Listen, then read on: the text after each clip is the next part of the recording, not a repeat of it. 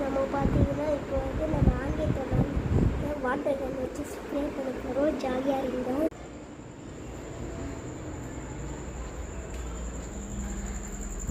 பார்த்துக்கங்க வாட்டர் கன்.